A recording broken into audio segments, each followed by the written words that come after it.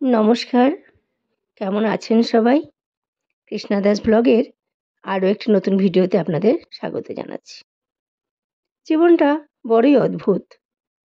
ভালো লাগা, মন্দ লাগা এসব নিয়েই চলতে হয় আমাদের। জীবনটা যেন আস্তে আস্তে কেমন যেন একটা বিষণ্ণতায় ভরে যাচ্ছে।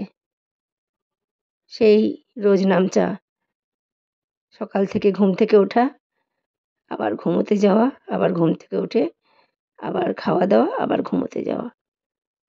আজকে রথের দিন, মনটাকে একটু ভালো করার জন্য চলে গেছিলাম বীরচন্দ্রপুরে।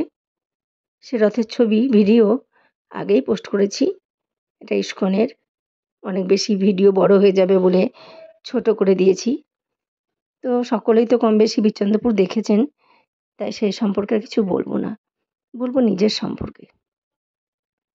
সকালবেলায় যখন ঘুম থেকে উঠি, কিছুতেই চোখ দুটোকে আলাদা করতে পারি না। টলমলো পায়ে হাত মুখ ধুয়ে রান্নাঘরে প্রবেশ করি। রান্নাঘরে চট করে কাজগুলোকে সেরে নিয়ে রান্নার কাজে যতটা পারি চট করে গুছিয়ে নিই। যখন কিছুটা কাজ এগিয়ে যায়, তারপরে যাই ব্রাশ করতে। ব্রাশ করে মুখ ধুয়ে পরিষ্কার হয়ে আবার রান্নাঘরে ফিরে আসা। কেমন যেন জীবনটা একটা নির্দিষ্ট গতিতে বেয়ে চলেছে, যেখান থেকে বেরোনোটা খুব কঠিন। আবার একটু রান্নাঘরে এসে গরম গরম জল, লেবু, মধু দিয়ে ঢকঢক করে এক নিঃশ্বাসে উদরস্থ করতে হয়। করে আবার লেগে যাই রান্নার কাজে। ঝটপট করে দুটো মানুষের জন্য যৎসামান্য রান্না করে নিয়ে চলে যাই স্নানে। স্নান সেরে ছাদে গেলে প্রাণটা ভরে ওঠে। কি সুন্দর বিভিন্ন গাছে বিভিন্ন রঙের ফুল।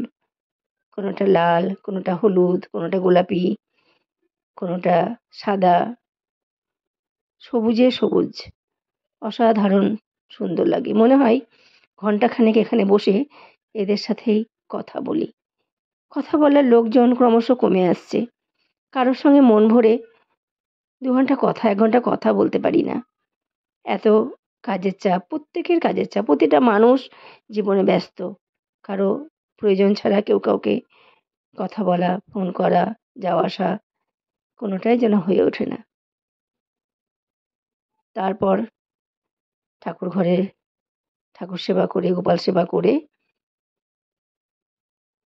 আগেকার দিনের আঁচড়ানো চুল, অবিন্যস্ত কানের পাশ দিয়ে, চোখের সামনে দিয়ে, ক্লিপের ফাঁক দিয়ে চুলগুলো বেরিয়ে যায়। সেই চুলগুলো ক্লিপটা খুলে একটু আঁচড়িয়ে নিয়ে পট করে একটা ব্যাক ক্লিপ লাগিয়ে ড্রেস চেঞ্জ করে টেবিলে বসে পড়া। তার আগেই এ ঘর থেকে ও ঘরে যাওয়ার সময়ই থালা, খাবার দাবার, ঘি, লবণ, জল টেবিলে রেডি করে রাখা। হাতে হাতে আমার হাজব্যান্ড একটু একটু সাহায্য করে, এমন নয় যে সে কিছুই করে না। তারপর টেবিলে দুজনে কেউ কাউকে কোনো কথা বলি না। দুমদুম দুমদুম করে মুখে ভাতগুলো ভরি আর পটাপট উদরস্থ করা। তারপর ভাত খাওয়ার পরেই তো ওষুধগুলো বেশিরভাগ দিনই ব্যাগে ভরে নিয়ে যাই, আবার বিকেলবেলা ফেরত নিয়ে আসি।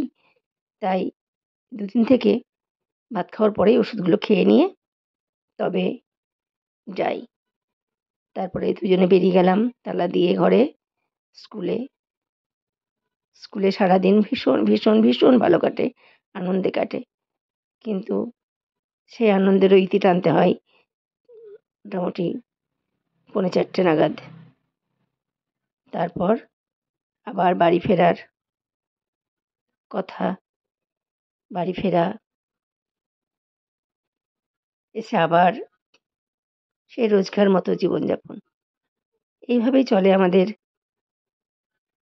জীবন। জীবনের মধ্যে কোনো বৈচিত্র্য নেই, কোনো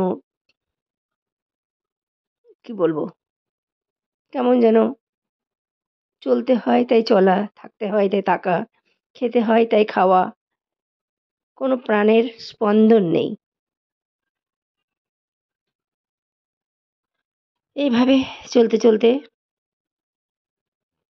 পথ চলা, দেখতে দেখতে সেই ছোট থেকে বড় হয়ে ওঠা, কত স্মৃতি মনের কোণায় থেকে মাঝে মাঝে বেরিয়ে আসে, কত বন্ধু-বান্ধব, কত আত্মীয়, কত পরিজন, তাদের মুখগুলো হঠাৎ হঠাৎ ভেসে ওঠে। তারা যে কে কোথায় আছে জানি না। কত বন্ধু ছিল, পিসতুতো, মামাতো বোন ছিল, একসঙ্গে বেড়ানো ছিল, আনন্দ ছিল, উৎসব ছিল, সেসব কোথায় হারিয়ে গেল। ওই গানটা মনে পড়ে, ফুল পাখি বন্ধু আমার ছিল, তারা সব কোথায় হারিয়ে গেল। ভালো থাকবেন।